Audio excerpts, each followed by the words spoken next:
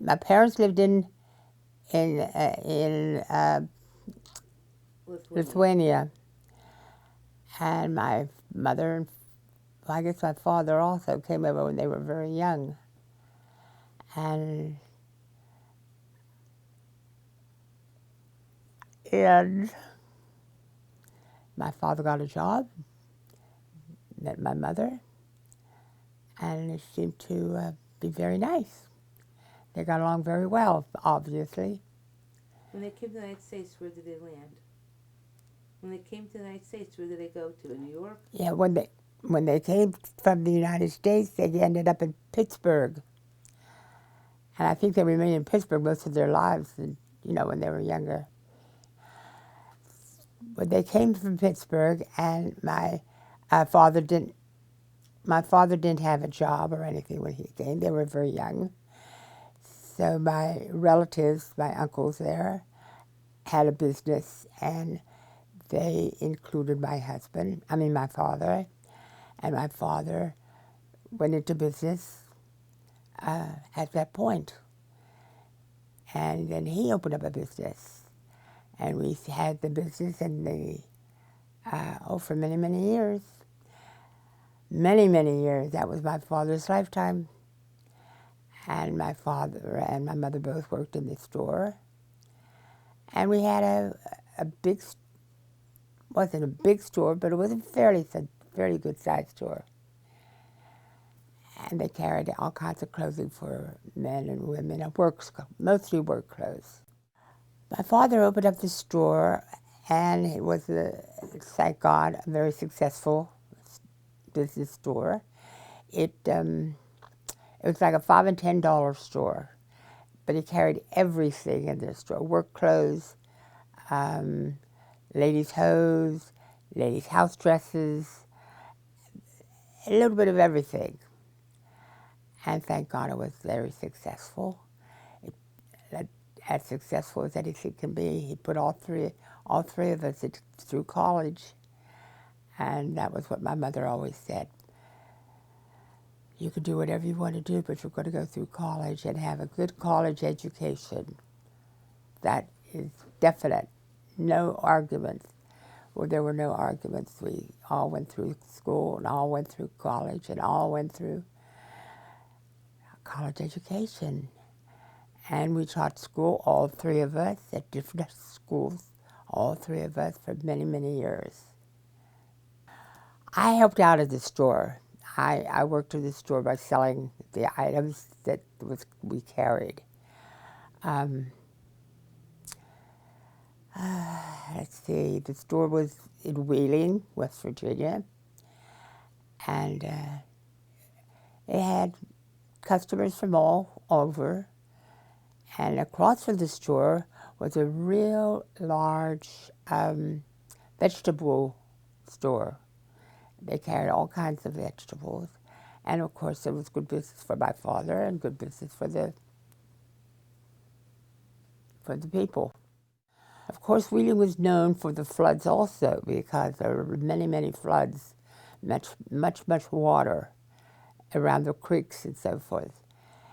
And it was quite frightening because everybody had to canoe their way through the water to get to wherever they wanted to go. Um, the floods were really tremendous. My father had to go, we had to go pack all the clothes, all the merchandise from my father's store, and we kept packing it higher and higher and higher to keep it from going into the water, until finally we just had to close up everything, and all the water and everything was just ruined. The merchandise was completely ruined, so we tried to salvage a lot of it by getting the merchandise and washing a lot of the things out, and then we just managed to sell some of the stuff at very little expense. But it was interesting, and the people all pitched in, and everybody was quite thrilled to be able to help out. One thing nice about people They do help you out when you need the help. And they all pitched in, and they were really wonderful about it. Then, of course, as time went on, my father enlarged his store and the business, and it remained as well. It became two stores instead of one, but they were both connected, and that remained his lifetime plan. Was a store. That store was his life after that. And during the holidays, when the Xmas holidays, they had to take a break. My mother and father, they put in long, long hours, and so they used to. My father made like a bed in one area of the store, and they took turns.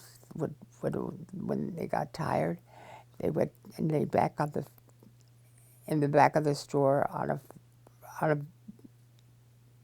well, I guess that was like a bed, and they'd take a nap on the bed. Then they'd get up, and then my mother would take a nap, and she'd do the same thing.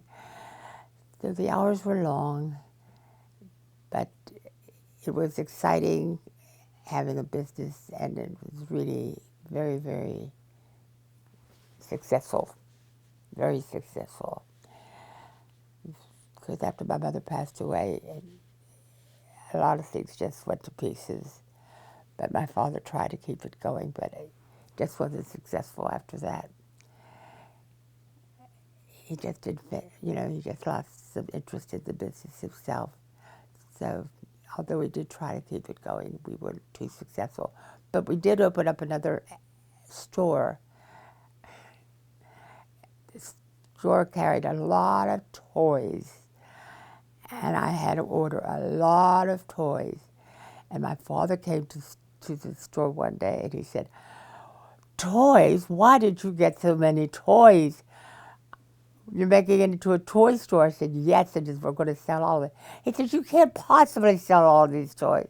I said, "You wait and see, Daddy. You'll see. I will sell every one of those toys." And we made a side bet, and of course I won. So it was really great. It was really great. All the toys were definitely sold, and we even took it one counter of candy for the little kids who came in all the time, and they enjoyed getting all the licorice candies and bubble gum and all that sort of thing. So what turned out to be, what we didn't realize was that it turned out to be quite a nice thing to have. It was a very good business to have. And then we closed up what we called the Warwood store, because that's what the store was at that time. And then we just kept the main store, which was what they originally opened. And that's where our main business was after that. She did so much chesed. There wasn't a day that went by that she wasn't getting things together, filter fish, all kind of different goodies to go to the people who needed it. She was always doing something for everybody. She did work. She worked in the store, and was always doing something for the people in the store, out of the store. In every which way, she was always doing something for somebody.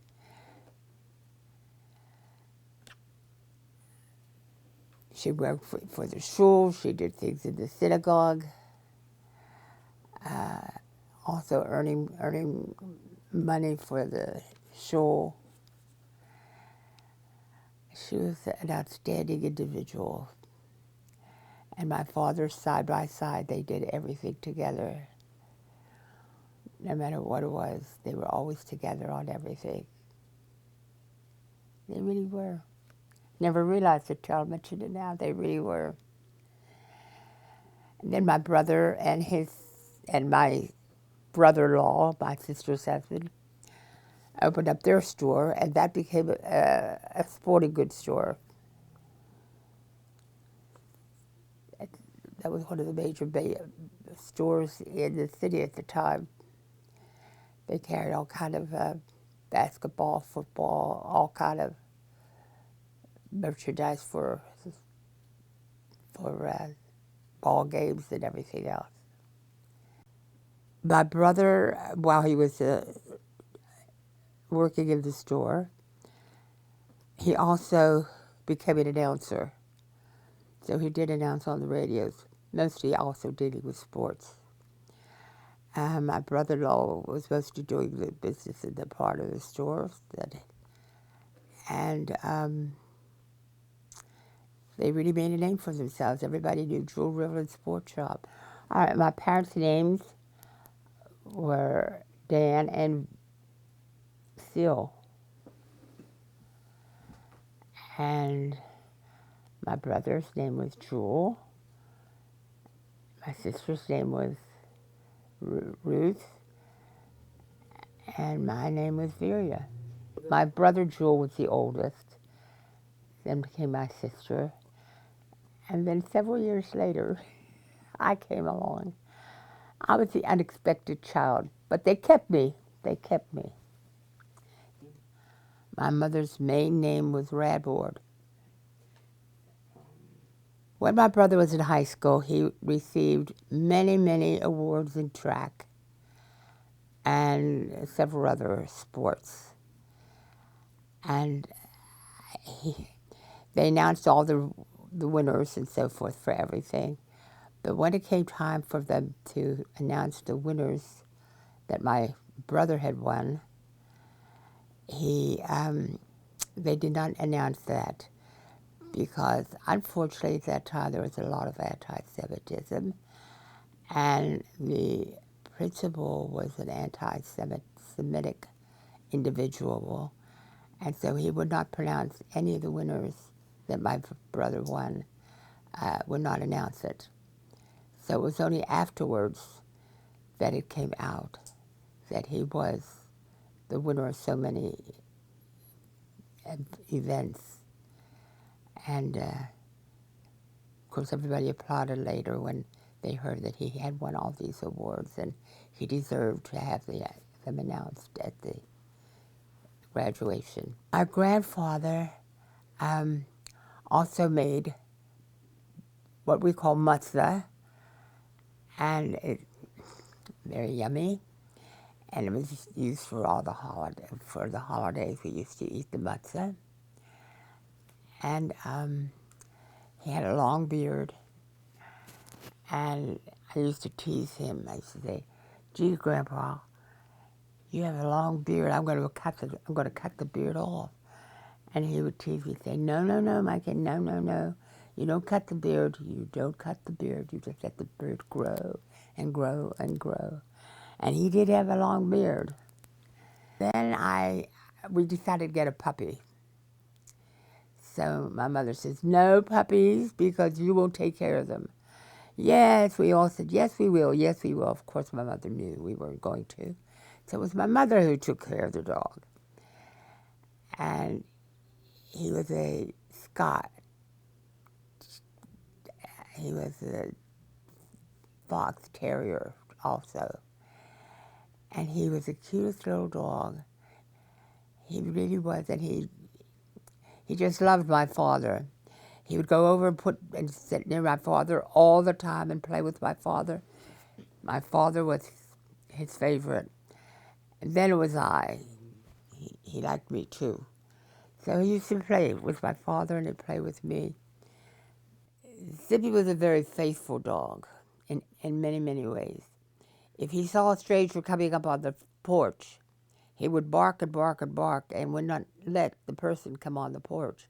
He wouldn't let the milkman come on the porch. At those days, we had milkman deliver the milk. That milkman never got up the porch. He never got there. He turned around and said, "No way," and turned around and left. He wouldn't come back.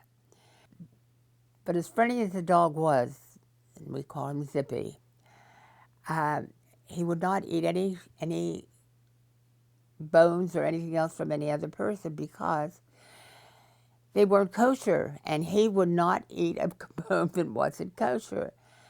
And everybody used to laugh at that because how does he know whether or not they're kosher? Well, just by tasting. So he never took a non-kosher food in his mouth. It was always kosher bones or kosher this or kosher that. But he always walked to school with me. Every morning he walked to school with me, and every day he'd pick me up from school and walk me home. So this one day I didn't show up, and he knew something was wrong, and he barked and barked and barked, and nobody was listening to him because no one knew what was going on. So then he decided he's going to go get my mother. So he did. He ran all the way back home to where we live, and he barked and barked and barked at my mother, and my mother said, "Uh-oh, something's wrong with Veria. She's not home yet." So she said, "We'll have to go get her."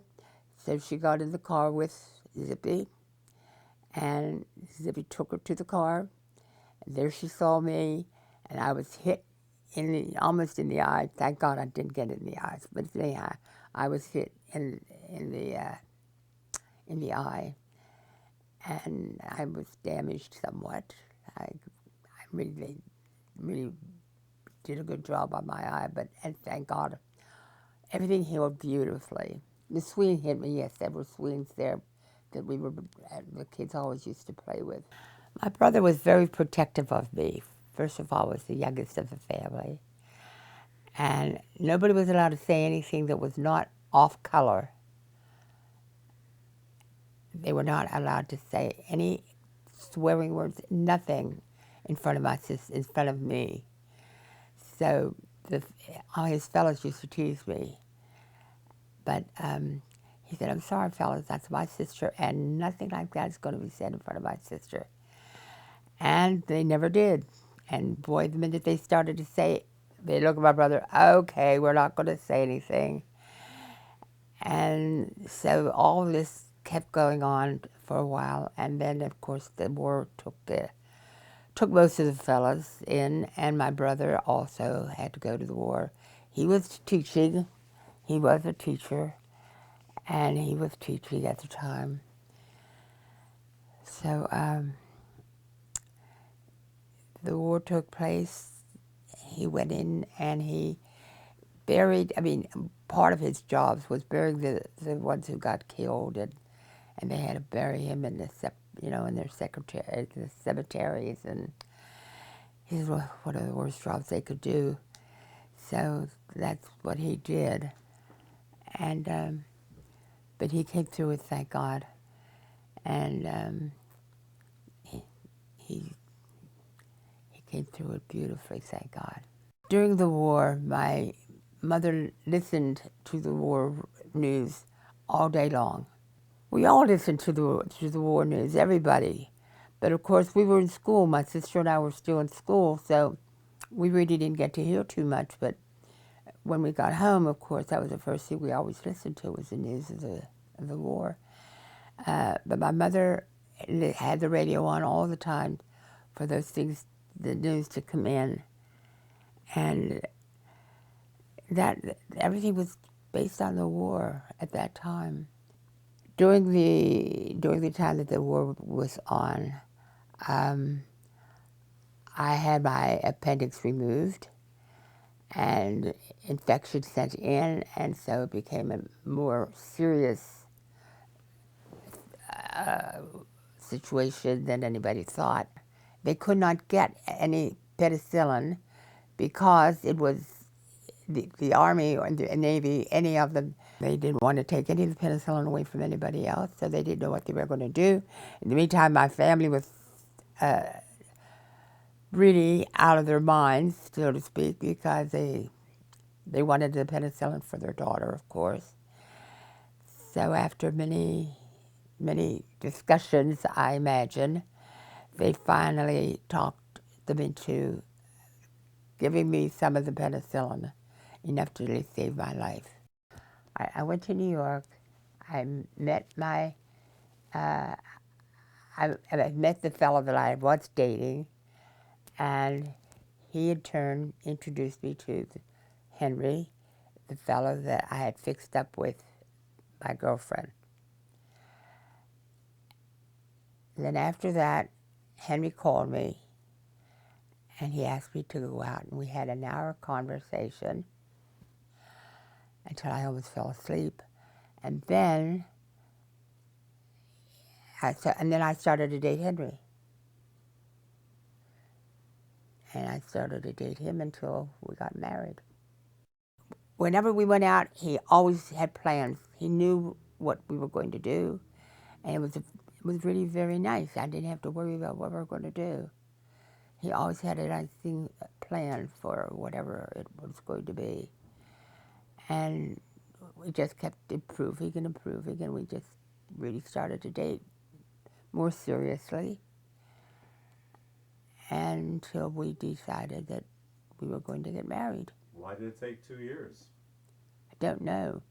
Because he wasn't the marrying type. That's what you used to tell me. Because he wasn't the marrying type at that point. I don't know. That's what you said. And then, but you knew you wanted him, so you were going to wait for him.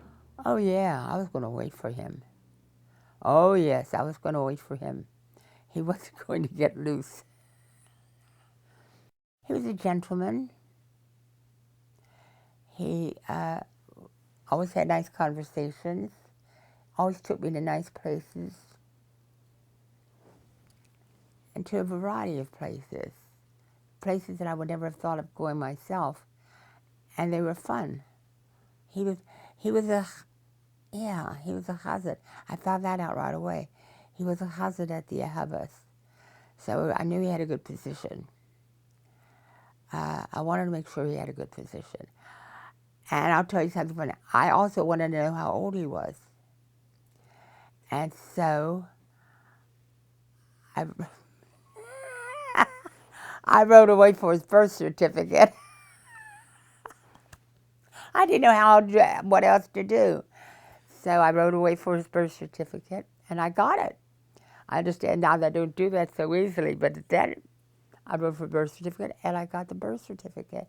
And he was telling me the truth. He was the age that he said he was. And he had the job that he said he had. And so I was kind of batting 100. Well, I mean, every time I found out something else, he had already told me the truth. So, and then we continued to date, and as we continued to date, naturally we became... I didn't know how I was ever going to get my family to meet him, because it was strung out. It wasn't just, well, we're going to have dinner tonight. It didn't happen that way. But my mother came to visit me. She wanted to see who this Henry was. So she came, and oh, what happened to my poor mother. Right before she came, she spilled hot water all over her leg. And that didn't stop her from coming to visit him. Her leg was so bad. And of course, I think we took her to the doctor to make sure that all was well. But that didn't stop her. She was going to meet her future husband. So, future son-in-law. Son-in-law. So, he did, she did, and we enjoyed the evening together. And then the next day she flew back home. And then, of course, there are other people in my family that had to meet her. Yeah. So my sister decided that she would go. So my sister and mother flew in the next time. And they met him and also had an enjoyable evening. And that was very nice. And then I think it was, who came in next? Oh, my father. And my father had to meet him also. In the meantime, every time somebody came to meet, I was plutzing because I was embarrassed. It looked like I was already planning our wedding when we hadn't even discussed anything like that. Then my brother had to come. He had to come anyhow because he was picking basketball players for the college that he was teaching in. So he was the most relaxed of all of them because that's just my brother's type. So we really had a good time with him. And then he went home. And then we just continued to date. And of course, by then he knew all of my family, but I didn't know anybody from his family, just his brother, who happened to be in New York at the time. I wouldn't order the most expensive meal on the menu. I would order an average meal. It could be a hamburger, it could be whatever we happened to be eating at the time. I thought you got the cheapest thing on the menu. Well, I said, well, hamburgers aren't You expensive. said average. You used to get the cheapest thing on the menu. Well, I usually did. And of course, he realized that. Yeah, he did. He realized it. So he says, don't look for the order, what you're going to get, and think you're just going to get like a hamburger. He said, get a meal. Get whatever you want. Order something. So I don't remember what I ordered, but I guess I ordered something. So he says, I think we ought to go meet my parents. I said, okay. So we left Sunday morning, and we went to visit his parents. And I was a nervous breakdown. I think I was going to have a nervous breakdown. I was so frightened. Because the whole time we were going, he was teasing me, but I didn't realize he was just teasing. He said, you have to meet my mother, and she's blah, blah, blah, blah, blah, blah, blah. And then you have to meet my father, and my father is blah, blah, blah, blah, blah. And he really means what he says, and my father's very abrupt and and he knows this. And they're going to ask you questions. You'll have to know your Hebrew name. And this. So he's giving me all this information, and I'm dying a slow death because all I could think of was, he wants me to know the whole world, and I don't know anything he's talking about. Well, eventually, of course, I realized that some of this was a joke. But the one thing, he introduced me to his mother, and when his mother was going back with us because she was already visiting there. So when she came back with us. We went to visit then we went back to meet his father. It was Troy, New York then. We went there. That's where they were living at that time. His brother I had already met before that with his sister-in-law, with his wife. And I liked her. I thought she was very nice. Which brother? Charles? Ruth. Ruth, okay, Ruth and Charles, okay. Ruth was her name. Mm-hmm. And I thought she was very nice. And then later on, of course, this time he took me to visit his brother, or his father. And of course, then they wanted to know more about me, too. So they did. They asked me, in so many words, are you observant? And so on and so forth. And I said, yes. And I said I would never do anything wrong in that regard, that I had every intention of keeping strictly kosher and so on and so forth. They thought of everything in the world that they could ask me. And thank God, Hashem was on my side and I was able to answer all their questions. So they asked you about... And I really think my father-in-law, he became my father-in-law, I think he knew that I was a nervous wreck. Oh, he asked me about Shabbos. He asked me about mikvah? Rivka. Mikvah. You go to the mikvah? Oh, yes. I don't know, there were so many questions asked, but I was able to answer them, and I knew that I answered them well. And that made me, every time, I was going like this. And every once in a while, I'd look at my father-in-law, and I could see he got a smile on his face. I think he was appreciating the fact that I was, so glad I could answer one question, then another, and another. Then it was all very nice. We stayed at their house, and we stayed overnight and came back on Monday. And then I kept saying, how do you think I did to Henry? And he said, you probably did fine. Don't worry about it. So I said, all right. Then we went home. I went to my apartment. He went to his. Then we had to go back again. He wanted to see me again. So we went again. And this time, I knew this was going to be the real McCoy. This was going to be the end. We're either going to make it or we're not going to make it. So we went, and we had dinner with them, and so on and so forth. And then I knew that it was okay. I could tell by the way they were talking, and the way they were talking with and about me different times.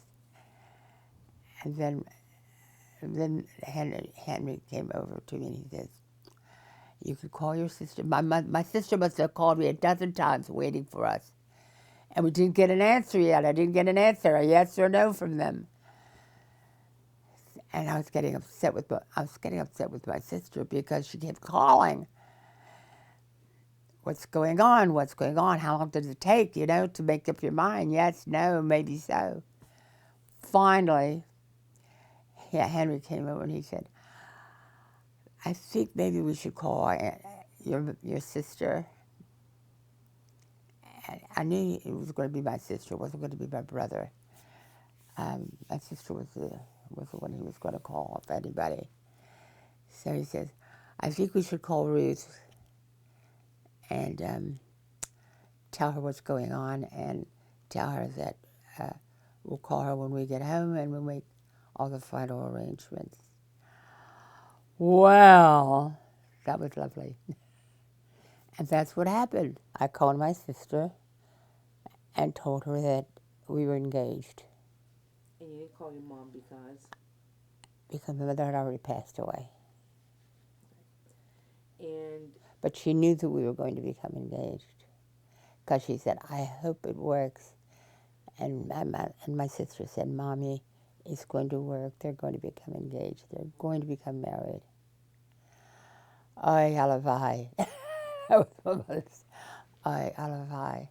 And then how many weeks was it from the engagement until the wedding?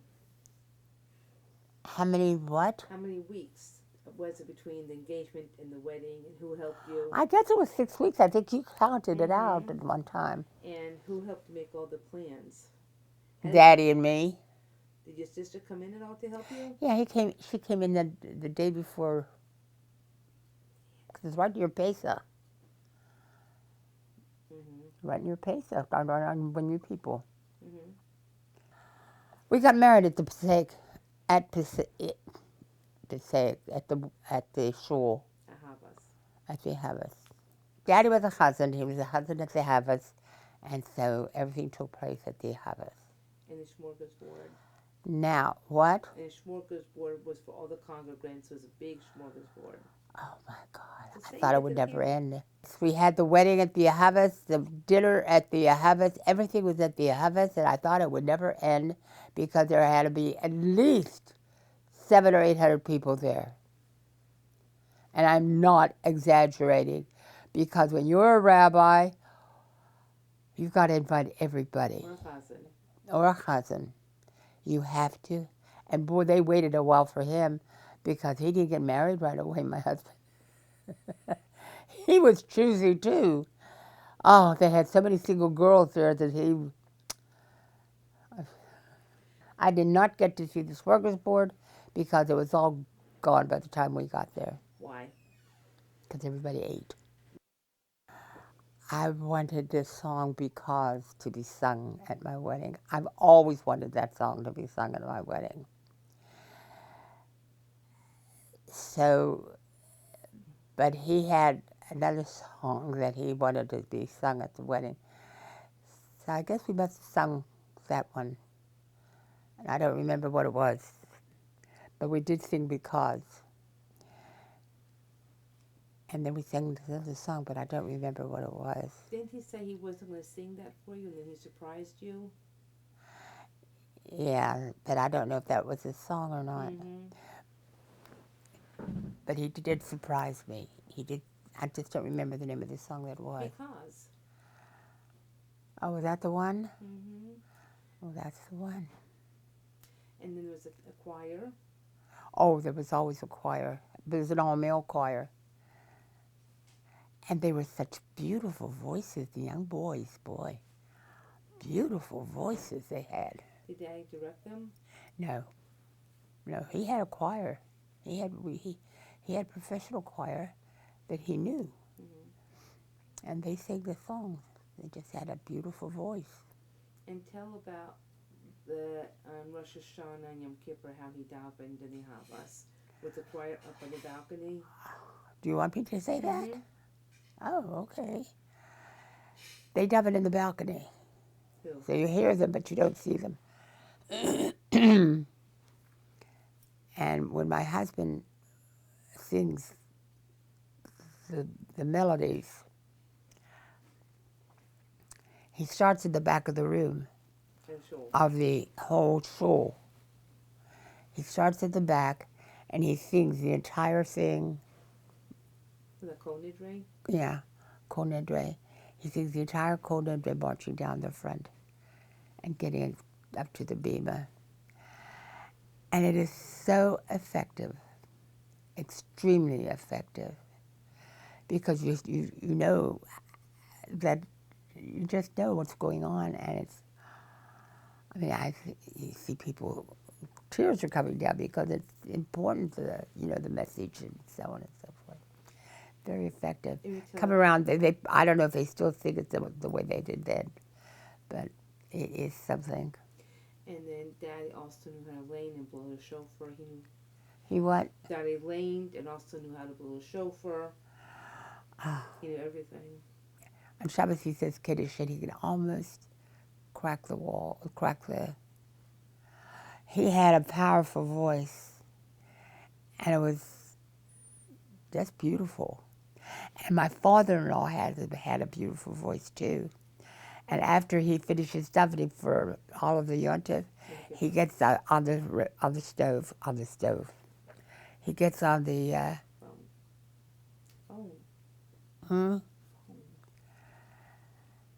And he sings. He'll start singing for us on the phone. He will start singing the melodies for us because he had a beautiful voice. And when he starts singing, the first time I heard him was when we were already married. My mouth just popped open. I didn't realize he had such a gorgeous voice, but he did. So that was after Yom Kippur he'd call you. Mm-hmm. After Yom Kippur. My husband sang on the radio, I think it was on a Friday afternoon. He sang Friday afternoon for Shabbos. And then what was the other one? He was invited to the opera. What was it? The opera. Oh, yeah. Who was it, though? Who was the opera singer that wanted him to he approached my husband and wanted him to sing in the opera. So he wanted him to try out and sing. And my husband said no. He wouldn't do that because he would want to do it on Shabbos. So he refused to do it. And I got so excited. I was telling my husband's going to sing in the opera. All right, the birth of the first child came when we were out. We weren't even at home. We had gone out for the evening. And when we were out, I decided to have a baby. And that's about it. She was born, and we were so excited. Let me tell you, she was beautiful. She was a beautiful baby. So we were moving to another area. And so when he left, he said, remember, You're not to touch anything. Don't start packing nothing, because I don't want anything to happen. The baby. So I said, okay, I'm not going to touch anything. But of course I did. I couldn't leave everything for him to do. So I decided I was going to help. And of course, I did. I tried to help a little bit. But, And you went out for dinner. What'd you do? What kind of help? well, I was just going to sit there and look beautiful. But then you decided to pack. And then I decided to pack. That was much better. So then I did. I started to pack. And by that time, my husband had come home. And he was a little upset because he see that I had started to pack. And he said, I told you not to. And of course, fortunately, everything worked out well anyhow. No, then you went out Except for that dinner. huh? Then you went out for dinner. Yeah, then we went out to dinner, and then I had the baby. And then you were hemorrhaging. But what? You were hemorrhaging, and so you gave birth early to me. Oh, that's true. Oh, Say I it. mean, those are things I'd rather not remember. Say it. I started hemorrhaging, and I knew something was wrong then for sure. So we had the baby then. The baby didn't wait the full 9 months. He decided he wanted to come. She decided she wanted to come early. And you put me in the drawer. Well, we weren't ready for the baby, needless to say. We thought we were because we knew we had a couple extra months to go. But I did have a couple months to go. And so I had the baby, and I said, Henry, we don't have a crib. We don't have anything. What are we going to do? So we borrowed a crib temporarily until we could go out and get one. And that's what we did. We got the crib. You put me in a drawer. In a dresser drawer. Yeah, we did. So we were going to get. Yeah, we did. So we were going to buy the crib and little things that we could buy and bring in right away. Well, nobody likes to buy things for the baby except the mother. So my husband, we'll wait till you come home. We'll wait till you come home. I said, no, I think we better start getting something now. He said, no, never mind. We'll have everything. We'll have everything. So we brought her home. We did not have everything. So where was I going to put her? So we had a big dresser. And so I said, the dresser. We'll put her in the dresser. He said, a dresser? I said, it's your fault. Let's go. So we put her in the dresser. Well, the dresser was big, thank God. And we put her in. She was lost, even in there. We put her in there, and let me tell you, you could hardly see the baby because she was so tiny. She was preemie, so she was tiny to begin with. But we saw her, and every time somebody came in to see the baby, everybody, oh, the rabbi's, the cantor's baby, let's go see the baby. Everybody came to see the baby. And I said, but you better be careful. I said, don't worry. Nobody closes that door. Nobody. I guarded that door for the dresser like you would believe. Nobody was supposed to close that door. And nobody did. Fortunately, it didn't last that long. We did finally get the crib and everything, but... How much did I weigh when I was born? Huh? How much did I weigh when I was born? Oh, please. You were so small. I weighed less than 5 pounds. But you weighed less than 5 pounds. She was pretty small. Tell us about the birth of your second child. Oh, did I have a second child? She was normal. She came out when she was supposed to come out. And she was always hungry. And they said she was colicky. She was the hungriest baby you ever did see, my little Rifika. She'd go through that bottle so fast I couldn't even, I said, how did she finish it so fast? And she's ready for another bottle. What do I do? So the doctor came and he said, I said, doctor, what do I do? She's always ready for a second bottle before anything. He said, so give it to her. She'll eat it. Give it to her. It's not going to hurt her. I said, okay. And so I gave it to her. I had 2 babies drinking bottles and everything. Boy, I tell you. This one, until I got her to eat, Yeah, it is. was unbelievable. The nurse said, prick her fingers. I said, no, I'm going to hurt my baby. You're not going to hurt your baby. Prick her fingers to get her to go. She's not going to eat. You'll be sorry when you find out she's not going to eat. So she showed me how to do it. And I was so afraid of hurting her. So I'd go real fast. I didn't want you to be hurt. Rivka always had to have clean clothes. If she got one little spot, I had to take it off. I could not leave it on. It had to go off. She was the neatest, cleanest child you ever did see. And she never wanted to go to any other bathroom but her own. I said, Rivka, if you have to go, honey, you have to go. You don't wait. I'm not going to go anyplace but my house. And she would run all the way home from where we were visiting. She was playing with some of the girls. She had to go. She left them and ran all the way back home, went to the bathroom, then ran all the way back. She wouldn't go to anybody's bathroom.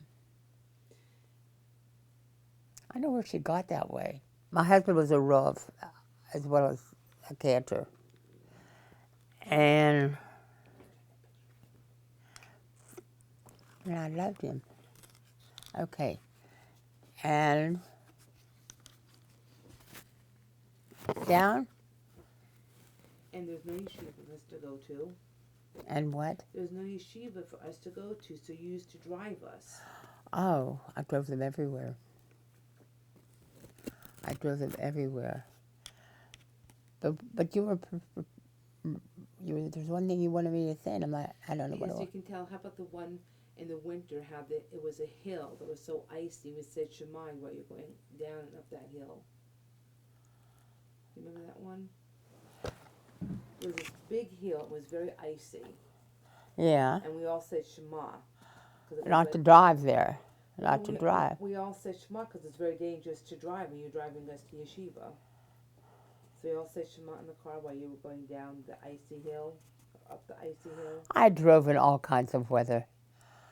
I mean all kinds of weather.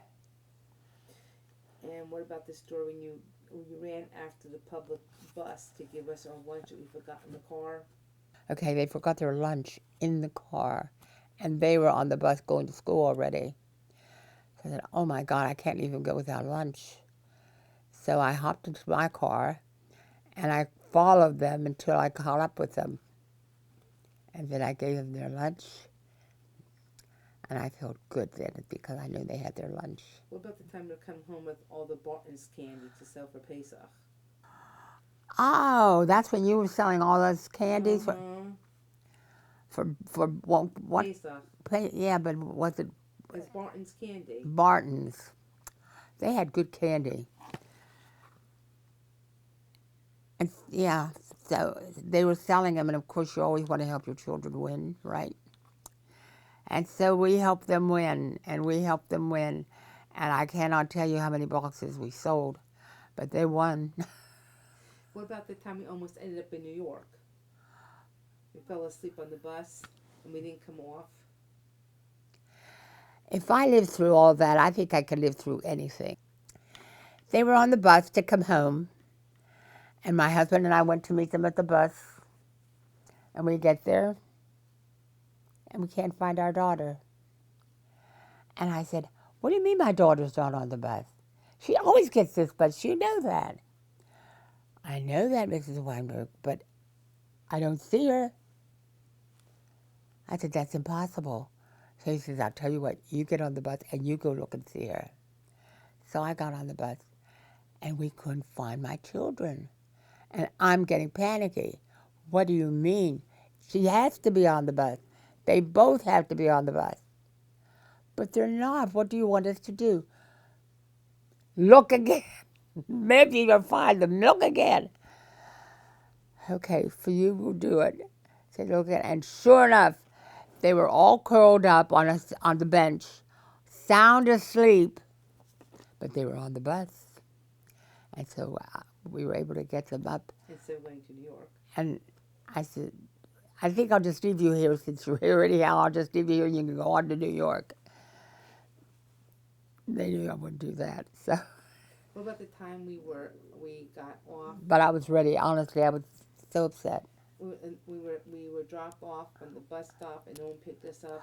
Oh, Lunch boxes. is that when you got home with the policeman? Yeah, so we were on the lunch boxes, and then one of the in front of the homes, and one of the people let us in, and they called the police, and the police took us to yeshiva that morning.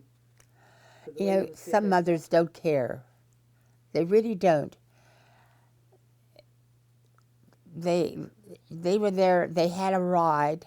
This person's supposed to pick them up and take them on to school. Well, wait, we had to back up. They were taking public transportation, got off the bus stop, and then she was supposed to take us to school. All I know is they never showed up. And then my kids are sitting there waiting and waiting and waiting, and nobody comes. But the policeman came by, and he stopped you people. He said, "Why aren't you in school?" No.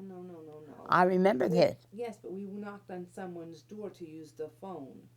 That was a gas station. No, that was the story. The gas station is a different story.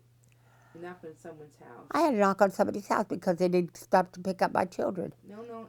We knocked on someone's door, and then they called the police to take us to school. Oh, I didn't realize that. That's what I said. Oh. They never came to get my daughters. And we're waiting and we're waiting. And so finally, they came. No, they didn't come. The policeman came. And they drove them to school. And so they go to school with the policeman. My husband was a rabbi. And because he was a rabbi, he always checked to make sure that there was going to be a yeshiva nearby that they could go to school. Sometimes you drove us back and forth. A lot of times I had to drive them. Back and forth every day. I think that it ended up we were driving them much more frequently than we had anticipated. In some out-of-town places, you made arrangements for us to use public transportation and someone to pick us up where the yeshiva was. Do you know that this one time, it was pouring. It was pouring, cats and dogs. And the parents, they didn't care. They dropped them off and left. They didn't realize, or they didn't know, or they didn't care that they didn't have a ride from there. They're going to be waiting somewhere Until the bus came. for a bus or for something. They didn't care. They would just drop them off and left. Well, we waited and we waited, my husband and I, waiting for them at the bus stop. Not the bus stop, but where we thought they were going to get left off. And they did come home. So I said, "Henry, the kids did come home." He said, "They have to have come." I said, "Well, they didn't. I know they have to, but they didn't." So he called the rabbi of the shul. That's the yeshiva. And he said, "My daughters did come home, and they were on the bus that dropped them off." And I got very upset over that. I said, "That's it. From now on, they're either going to go to school, or the school and the everything is all in the same spot. I'm not going through this anymore where I'm going to worry about my kids like that." And so the rabbi brought them home. He did. And he was shaving when he was driving. So funny. What? He was shaving while he was driving us home. I didn't find anything funny after that. Let me tell you, I did not find anything funny. But considering all of this, it wasn't really too bad because we did, most of the time, have a ride for them. But boy, when we didn't have a ride for them, I was ready to kill that one mother. I really was. The nerve to just leave them standing in the rain. And I want you to know they went to they were at the gas station then. So two young girls went to the door of the gas station and said, "We have the money. Can we use your phone to call my mother and father to come and get us? We have the money. We'll give you the money for it." You know he wouldn't let them use the phone? He did not let them use the phone to make a call to their parents to come and get them. So I said, he refuses to. So the rabbi got in the car and he came and got them. And he brought them home. And that was the end of that one. We didn't go back to that school anymore. Probably moved. I taught in Patterson for over 26 years. Yeah. I had black students, I had white students, and they were all great. They were very wonderful students, and I hope they learned a lot. And I think they did. Because one student came over to me and said, "Mrs. Weinberg, I want you to know that it's because of you that I am now going into law school." And I said, "Really?" He said, "Yes." He said, "It's because of you. Because you at one time," and this is the truth, by the way, this at one time, and one time he said, you told us that no matter how bad or how horrible we may think things are, there's always something better, and we should always look for the best in everything. Something like that, I guess I must have told him. And they said, and I've always remembered that there's always something good in everything, and that I am going to become a lawyer, and it'll be because of you that I'm going to become a lawyer. My mouth popped open. I didn't know I influenced anybody that much in that. And my husband was with me and made me feel so good. we were out shopping or something, and I said, "Well, thank you very much." I said, "And you keep going, and I hope you become the lawyer you want to be." The kids are great. Children are really wonderful children. Yep.